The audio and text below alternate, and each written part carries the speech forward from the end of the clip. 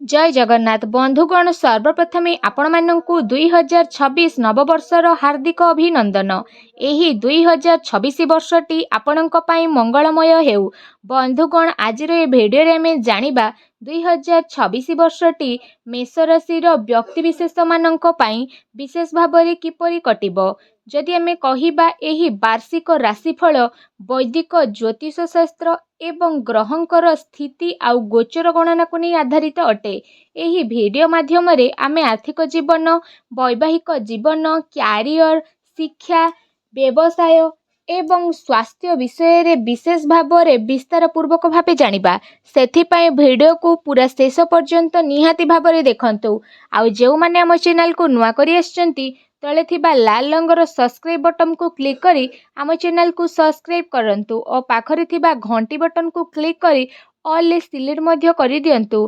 काहेकि ना आमे अपलोड करिथिबा प्रतिटी वीडियो नोटिफिकेशन आपण सर्वप्रथमे पाई परिबे। बंधुगण मेष राशि व्यक्तिविशेषंकर पई 2026 वर्षटी स्वप्न को पूरा करिवार अवसर प्रदान करिबो। ता सहित आपणक राशि स्वामी मंगल वर्षर प्रारंभ रे विशेष भाବରେ धनु राशि रे विराजित रहिकी आपणकर उत्साहित को बुद्धि करिवे तथा आपणक पई देवगुरु बृहस्पति मिथुन राशि रे विराजित होई आपणको विशेष भाବରେ परिश्रम अनुଯାयी फल मध्य प्रदान करिवे। सेहीपरि शनिदेव मध्य मीन राशि रे विराजित रहिकी आपणको आगको बढ़िबा पई उत्साहित मध्य प्रदान करिवे। क्यारियर आउ व्यवसाय दृष्टि 2026 वर्षटी आपणक पई किछि महत्वपूर्ण परिवर्तन मध्य नै करी आसीबो। जानुआरी रु विशेष भाବରେ मार्च पर्यंत कार्य क्षेत्र रे आगको बढ़िबार अवसर मध्य आपणको प्राप्त हेबो। कर्म भागर स्वामी द्वादश भागरे जेहेतु विराजित रहिबे तो मंगल आपणक पई विशेष भाବରେ आगको बढ़िबारे शक्ति प्रदान करिवे। जहा फल रे आपण क्यारियर क्षेत्र रे अधिक रु अधिक सक्रियता आउ समर्पण रे जड़ित मध्य रहिबे। किंतु शनिक स्थिति कारणरू कार्य संबंधित विशेष भाବରେ दूरयात्रार जोग मध्य रहिछि। विशेष करी कम्युनिकेशन क्षेत्र रे उत्तम प्रदर्शन करिबारे आपण माने सक्षम हेबे। विदेशरू आपणको विशेष भाବରେ कार्यसत अवसर प्राप्ति होई जिवो। किंतु वर्षर द्वितीयार्ध समय रे शनिंकर प्रभाव आपणकर क्यारियर क्षेत्र को प्रभावित मध्य करिवो। आपणको अधिक परिश्रम और अनुशासनर आवश्यकता मध्य कराइबो। एही समय विशेष भाବରେ आपणकर क्यारियर क्षेत्र रे उच्च नीच रहिबो। किंतु जदि कहिबा देवगुरु बृहस्पतिंकर कृपारू विदेश संबंधित कार्य बा दूर स्थान रे कार्य करिवार अवसर मध्य प्रदान करिवो।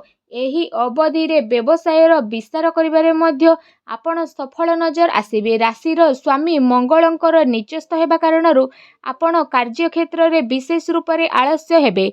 सेथिपाई तीव्र गति रे आगको बढ़िबार प्रयास आपण करंतु। अगस्त रु सेप्टेम्बर पर्यंत शनि बक्री रहिबे जहा फल रे आपणकर क्यारियर रे विशेष भाବରେ सामान्य उच्च नीचर स्थिति रहिबो। एही अवधि रे क्यारियर क्षेत्र रे आकस्मिक परिवर्तनर मध्य सामना आपणको करिबाकू पड़िबो। वर्षर शेष भाग आपणकर क्यारियर क्षेत्र रे सुधार नै आसीबो एवं स्थिति पुनः धीरे धीरे बदलिबाकू मध्य लागिबो तथा क्यारियर क्षेत्र रे आपण आगकू बढ़िबा सहित सकारात्मक परिणाम मध्य प्राप्त करिवे। अक्टोबर परे पदोन्नति और वेतन वृद्धि रे सफलता प्राप्त हेबो। सेहीपरि आर्थिक स्थिति दृष्टि 2026 वर्षटी आपणको विशेष लाभ प्रदान करिवो।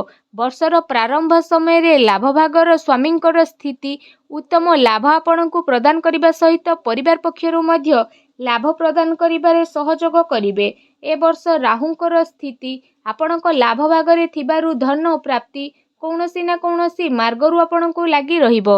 एहा व्यतीत जे कौनसी प्रकारर शेयर मार्केट आदि रे निवेश आपणको पई लाभदायक सिद्ध मध्य हेबो।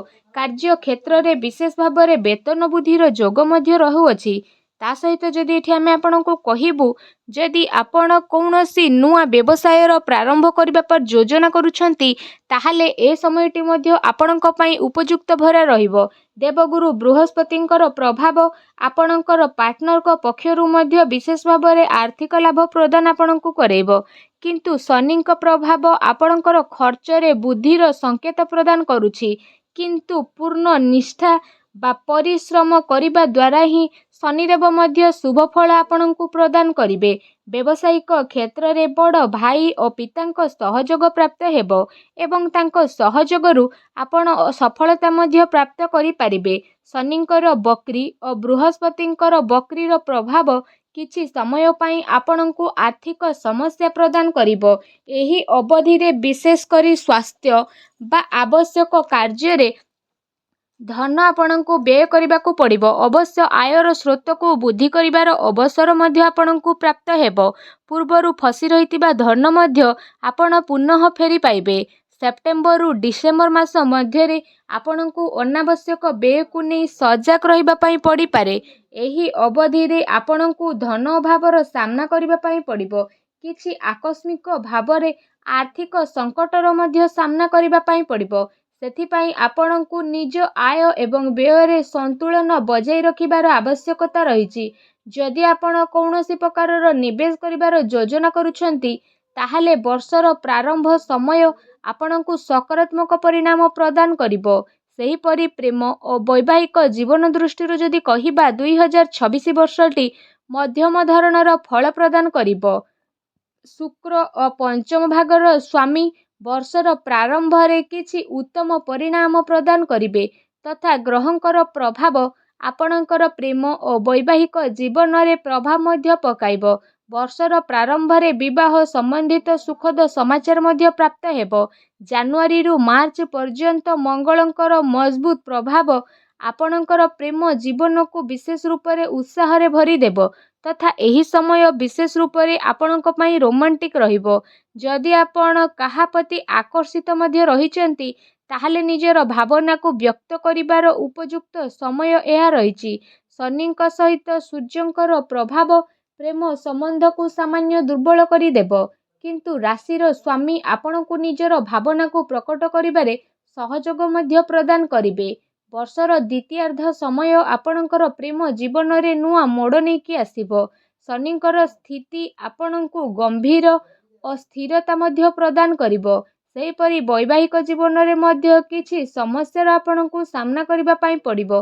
ବର୍ଷର ଦ୍ୱିତୀୟାର୍ଦ୍ଧରେ ସୂର୍ଯ୍ୟ ଓ କେତୁଙ୍କର ଯୋଗ କାରଣରୁ ପ୍ରେମ ଆଉ ବୈବାହିକ ସମ୍ବନ୍ଧରେ ଫାଟ ମଧ୍ୟ ସୃଷ୍ଟି ହେବ ଏବଂ ପରସ୍ପର ଭିତରେ ଥିବା ବିଶ୍ୱାସ ଦୁର୍ବଳ ମଧ୍ୟ ହୋଇଯିବ। କିନ୍ତୁ ବର୍ଷର ଶେଷ ଭାଗରେ ପ୍ରେମ ଓ ବୈବାହିକ ଜୀବନ ଉତ୍ତମ ଏବଂ ଅନୁକୂଳ ରହିବ। ବୈବାହିକ ଜୀବନରେ ପୂର୍ବରୁ ଦେଖାଦେଉଥିବା ସମସ୍ୟାର ସମାଧାନ ମଧ୍ୟ ହେବ।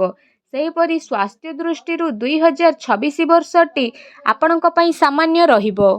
ବର୍ଷର ପ୍ରାରମ୍ଭ ସମୟରେ ରାଶିର ସ୍ୱାମୀଙ୍କ ପ୍ରଭାବ ଆପଣଙ୍କୁ ଆକ୍ଟିଭ ରଖିବାରେ ସହଯୋଗ ପ୍ରଦାନ କରିବ। ମଙ୍ଗଳ ସରକାରକ ଗ୍ରହ ବୋଲି କୁହାଯାଇଥାଏ ଏବଂ ଯେବେ ମଙ୍ଗଳ ମଜବୁତ ରହିବେ ତ ଶାରୀରିକ ଊର୍ଜା ଆପଣଙ୍କର ପରିପୂର୍ଣ୍ଣ ରଖିଥାନ୍ତି ଏବଂ ଆପଣ ଆତ୍ମବିଶ୍ୱାସରେ ପରିପୂର୍ଣ୍ଣ ମଧ୍ୟ ରହିବେ ତଥା ଆପଣଙ୍କ ରୋଗ ପ୍ରତିରୋଧକ କ୍ଷମତା ମଧ୍ୟ ବୃଦ୍ଧି ପାଇବ। ଆପଣ ମାନସିକ ରୂପରେ ସୁସ୍ଥ ଓ ଊର୍ଜାବାନ ମଧ୍ୟ ଅନୁଭବ କରିବେ। କିନ୍ତୁ ମାର୍ଚ୍ଚ ମାସର ଶେଷ ଭାଗରେ ରକ୍ତ ସମ୍ବନ୍ଧିତ ବିକାର ମଧ୍ୟ ଦେଖା ଦେଇପାରେ। ଷଷ୍ଠ ଭାଗର ସ୍ୱାମୀ ରାହୁ ମଙ୍ଗଳଙ୍କର ସହିତ ଜ୍ୟୋତି ନିର୍ମାଣ କରି ରକ୍ତଚାପ ଓ ଚର୍ମ ସମ୍ବନ୍ଧିତ ରୋଗ ଏବଂ ଗଣ୍ଠି ପୀଡ଼ା ଭଳି ସମସ୍ୟା ମଧ୍ୟ ଦେଖା ଦେଇପାରେ। କିନ୍ତୁ ଜୁନ୍ ମାସ ପରେ ସ୍ଥିତିରେ ସୁଧାର ଆସିଯିବ ଏବଂ ସ୍ୱାସ୍ଥ୍ୟାବସ୍ଥାରେ ସକାରାତ୍ମକ ପରିବର୍ତ୍ତନ ଦେଖାଦେବ। ଅକ୍ଟୋବର ଡିସେମ୍ବର ପର୍ଯ୍ୟନ୍ତ ବିଶେଷ ଭାବରେ ସ୍ୱାସ୍ଥ୍ୟାବସ୍ଥା ସାମାନ୍ୟ ରହିବ। ସେଥିପାଇଁ ସ୍ୱାସ୍ଥ୍ୟାବସ୍ଥାର ବିଶେଷ ଧ୍ୟାନ ଆପଣ ରଖନ୍ତୁ ଏବଂ ସ୍ୱାସ୍ଥ୍ୟ ନିୟମର ପୁନଃ ପାଳନ ଆପଣ କରନ୍ତୁ।